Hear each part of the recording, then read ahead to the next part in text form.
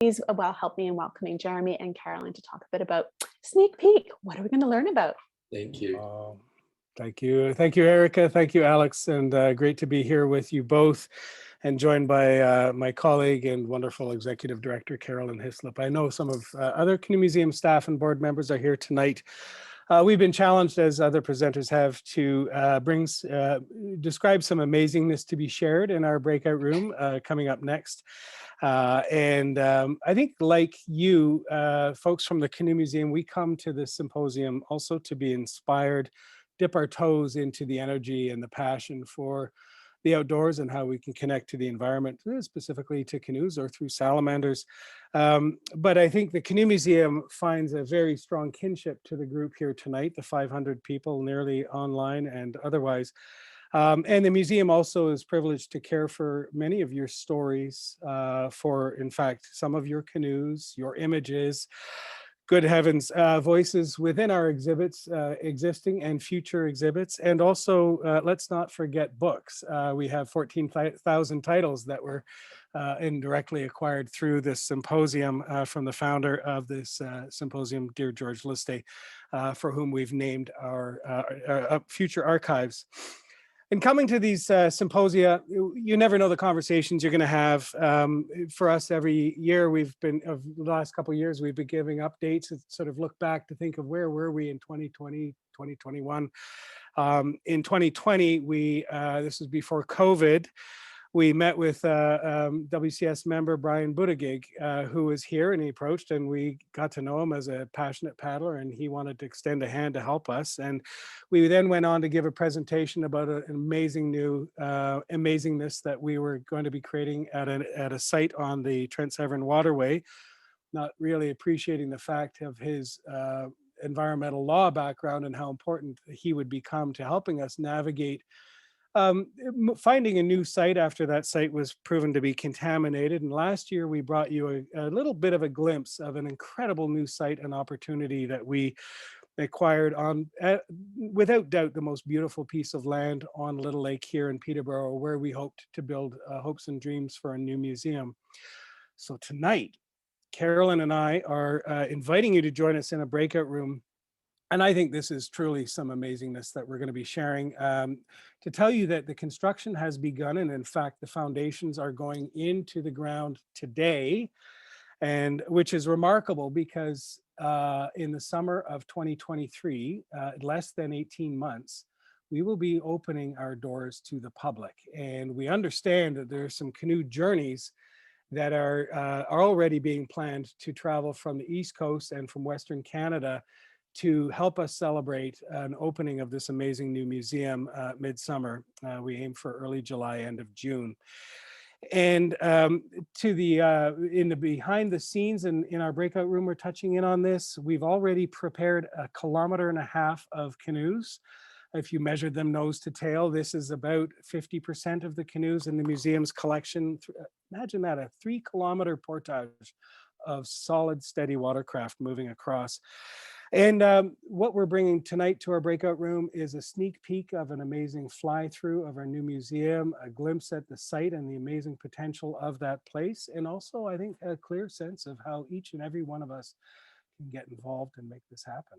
So Jeremy and I, so I'm the executive director here at the museum, and we get to work really closely on bringing this new museum to life. So we've been, as Jeremy said in the intro, on this insane journey from the previous project, which we would have shared with you in 2020, February 2020. That was just before we found out about the contamination.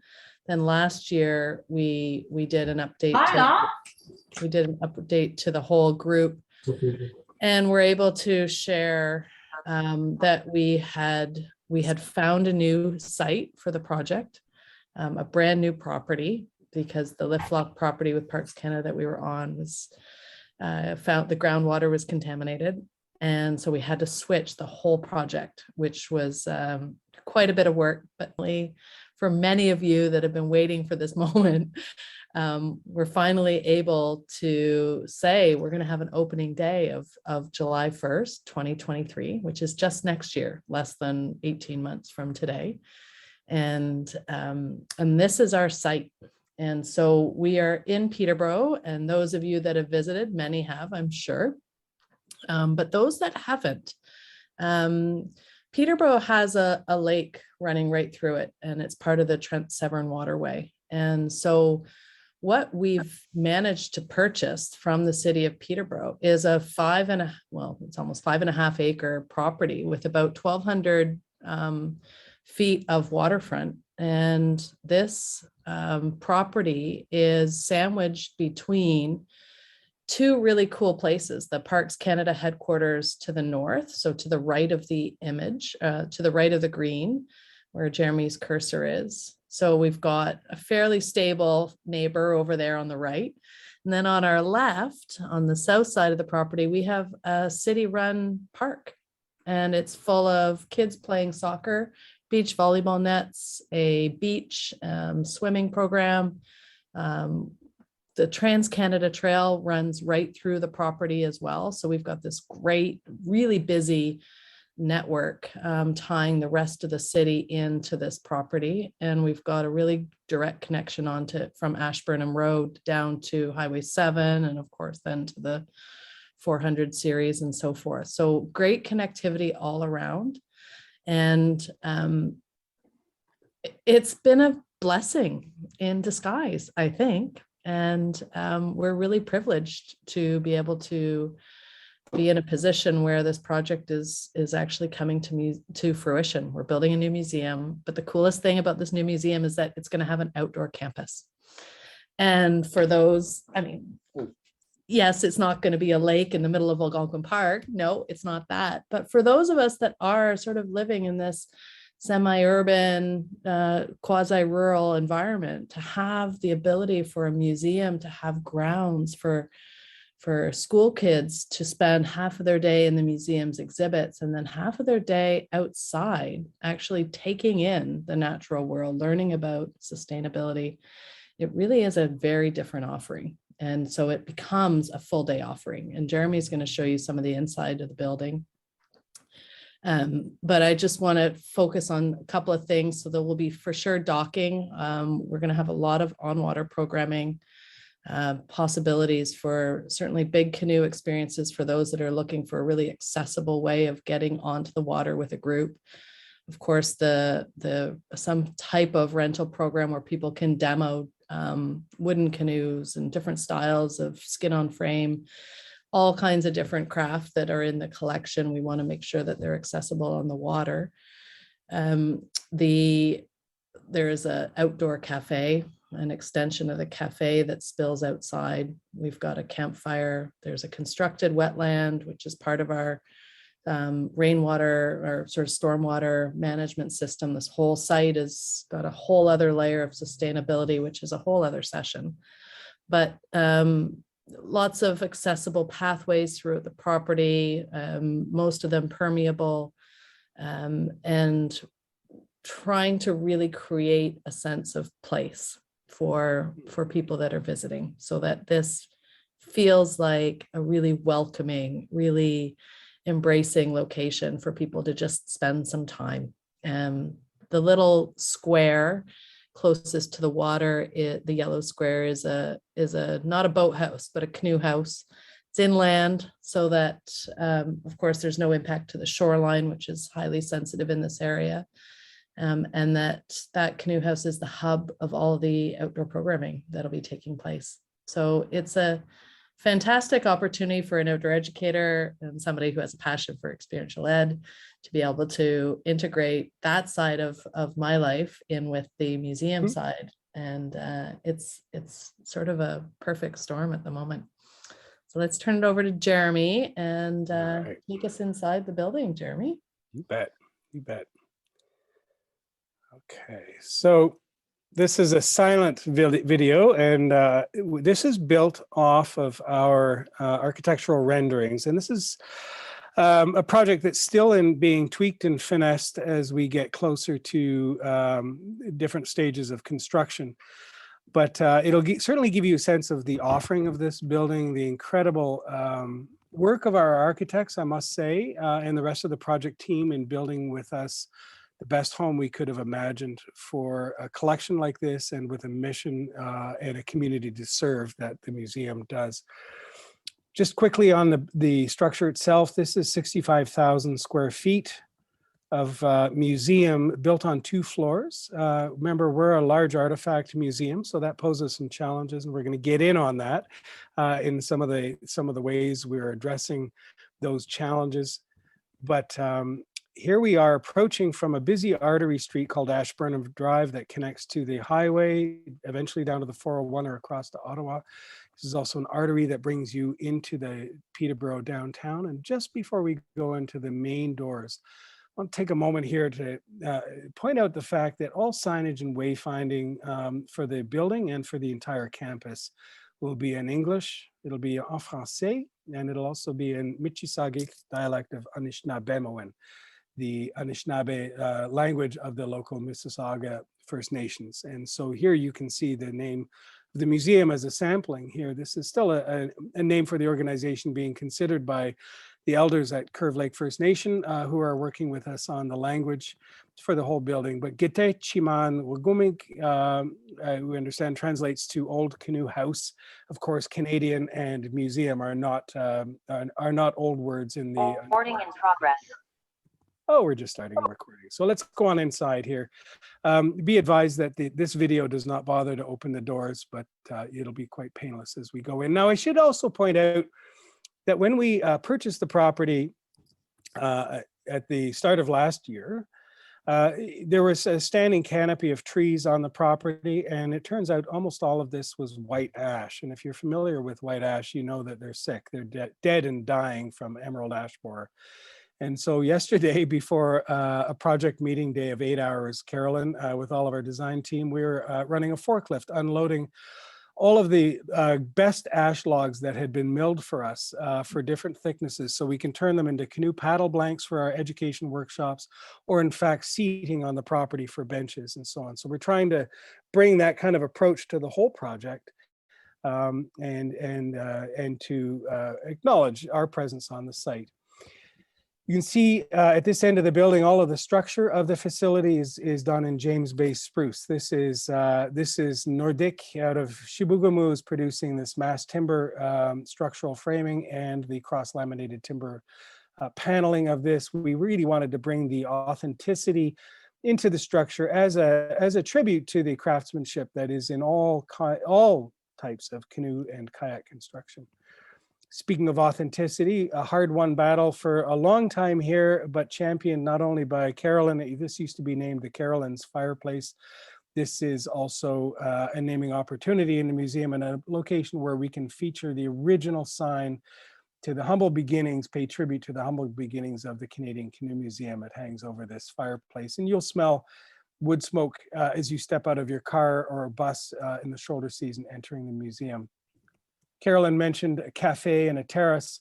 Well, as we go out the doors, you can see how the cafe spills outside, and in the shoulder season, you might even have the fireplace on the other side running as a gathering place there.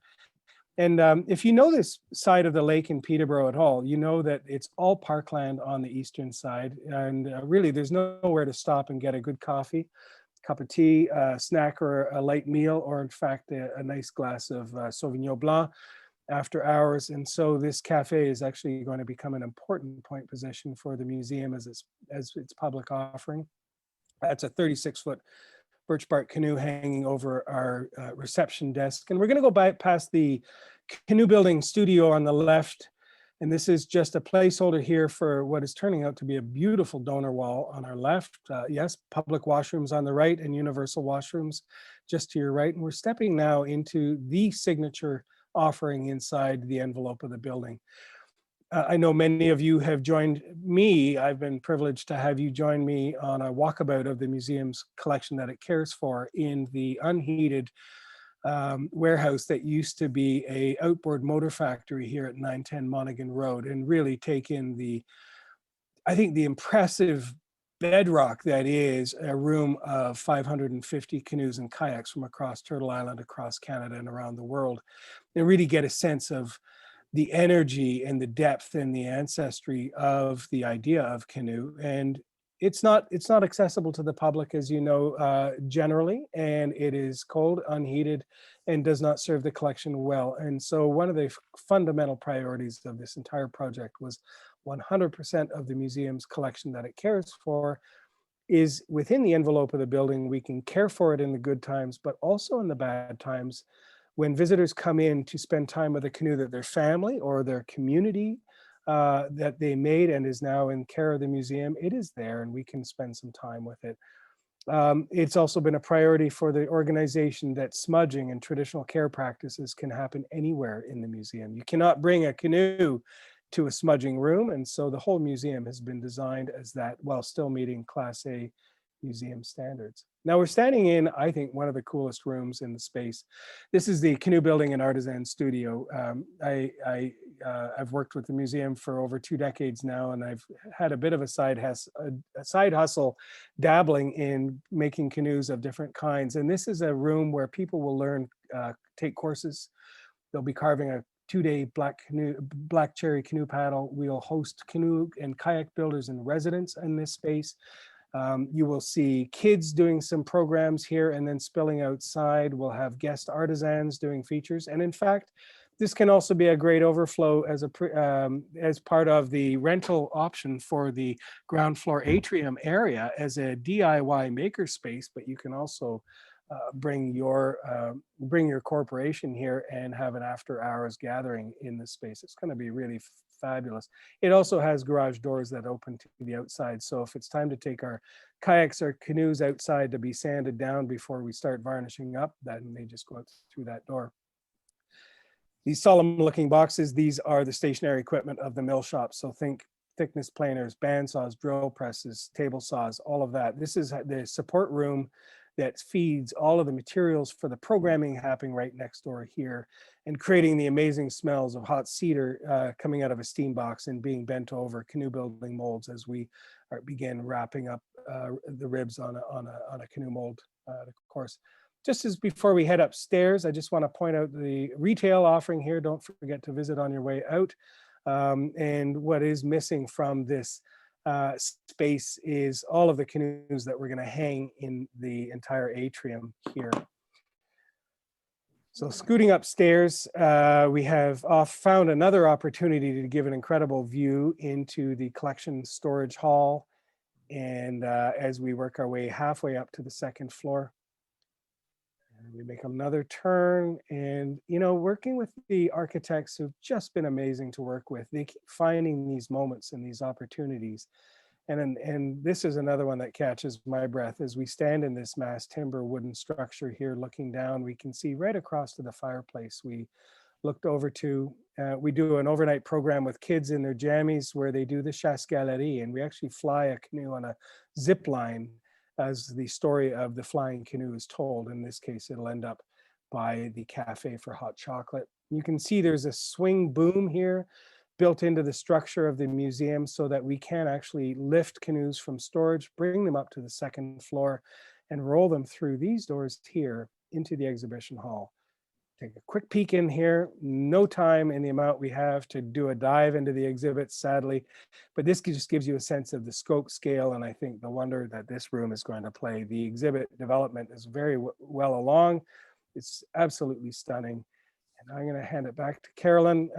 Carolyn, I think this is a great room for you to take over, and we're in the multi-purpose and education room. Multi-purpose education room, so the opportunity for us to host events, conferences, business meetings, but also this is our school program gathering space where the kids are going to come and have lunch. And ideally, the cool thing about this space is there's going to be an upper deck on the west side of the whole building, which will provide this incredible view out over the lake. And also over the full campus. Great also egress for kids that are leaving their education space and actually going downstairs to get outside. So it's a neat space. There's a prep kitchen off to the side so that weddings and events are fully independent. And I think from working with Peterborough and Kawarthas Tourism, this is a major component of how they're helping to build this area as a signature destination. We've got great support from their team at the tourism partners and so forth. This is moving into library and archives. So Jeremy, this is sort of your baby, and I know this is a big part of what the folks and friends at the Wilderness Canoe Symposium have helped support. It sure is. This is a reference library workroom. On our right here is a archives holding room with compact storage. This is all built to Class A facilities for storing photographs, rare books, and as such, we know George Lusty, the founder of the symposium, was an avid book collector, and the rare books collection will be also housed in there. We also passed a recording room. So that area is designed not only for written stories, written records, written archives, but also to manage oral history. So we can sit down and very carefully with people sit down and record oral histories and make sure that the stories are cared for, as well as the collection that the museum serves. Back to you, Carolyn. Admin and volunteer space, and making sure that the space is also part of building community. We have community building that's happening with the rest of the facility, and we know that it's a really important component to build a really strong and vibrant volunteer and staff team. So this is a space. It does not look all that inspiring. There's been some great revisions since the architects did this in December to the admin area, so that there's a big open sort of gathering hub for collaboration in the admin area. And then leaving out all the bits and pieces. I mean, we have the privilege of having gone through this program for the second time, so we know what we want in and what we don't want in. And this is absolutely one of the most thrilling components, this atrium here. Really excited to be seeing this come to fruition. I mean, I know most folks are, a lot of folks are members of the Canoe Museum. A lot of people are on our newsletters. One thing, just to stay abreast of all of the developments and catching the big milestones and the opening events, I would encourage you to go to our website and sign up for newsletters at the very minimum, just so that you're seeing the releases that are coming out. And then certainly if those of you are on social, all of the Canoe Museum social media channels are probably more active than the newsletters. They come out on a monthly basis. But yeah, the staying up to date on some of these developments, so that by next year, February of next year, we're going to be basically 3 months out from opening. What a journey the Canadian Canoe Museum is on. We are building a brand new home for our one-of-a-kind collection of over 600 canoes, kayaks, and paddled watercraft. We are so close. We have an amazing new site on the water's edge in Peterborough. Construction of our beautiful new museum has already begun, and development of our new exhibitions is well underway. We are standing in the heart of the Canadian Canoe Museum, surrounded by hundreds of canoes, kayaks, and paddled watercraft from across Canada and indeed around the world. This space is not normally open to the public, and this is where an incredible project is just getting underway.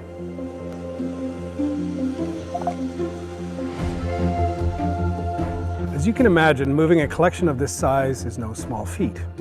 If we gathered all of these vessels and lined them up nose to tail or bow to stern, they would stretch more than 3 kilometers long.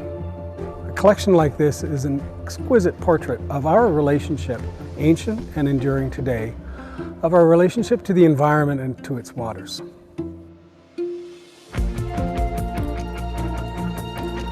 Now, to prepare for this move, each object needs to be cleaned, documented, fitted with a pallet for transportation and storage, quarantined, and inspected. This is a unique opportunity for you to learn more and get involved in this incredible project. Help us move the collection. Visit canoemuseum.ca/move to learn more and to sponsor a canoe, a kayak, or a paddle today.